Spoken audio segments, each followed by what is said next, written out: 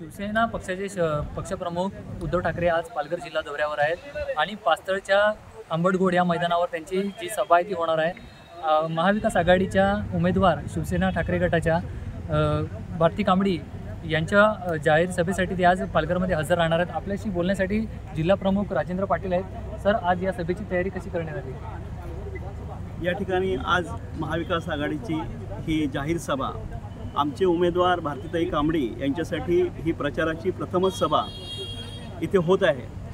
सत्ता संघर्षानंतर प्रथमच उद्धवसाहेब आज इथे या बोईसर सारख्या ठिकाणी येतात। त्याच्यामुळे आमच्या शिवसैनिकांमध्ये असेल किंवा महाविकास आघाडीच्या सगळ्या कार्यकर्त्यांमध्ये एक चांगलं वातावरण आहे आणि आपणहून या मैदानावर येण्याची सगळ्यांची तयारी आहे। कारण हा सगळा रोष जो आहे तो इथल्या खासदारांवर आहे। इथले खासदार जे इथून या पक्षातून फुटून दुसरीकडे गेले आणि त्या सगळ्या सत्ता संघर्षातला जो राग आहे तो तुम्हाला आजच्या सभेमध्ये अगदी निश्चितच दिसेल। नक्कीच बघितलं तर मागच्या लोकसभेला खासदारही आपले होते आणि आमदारही आपले होते, सध्या ते आपल्या पक्षात नाही आहेत, तर ह्याचा लोकसभेवर काही परिणाम होईल का?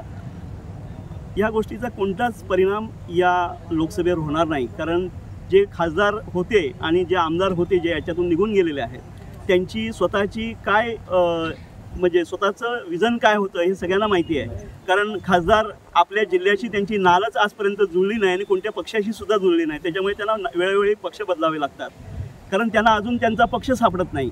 आणि अशा परिस्थितीत आमचा जो शिवसैनिक आहे किंवा इकडं महाविकास आघाडीचा जो कार्यकर्ता आहे तो या आमदार किंवा खासदार फुटणाऱ्यांच्या जोडीला जाणारा नाही। तो एक कट्टर शिवसैनिक आहे।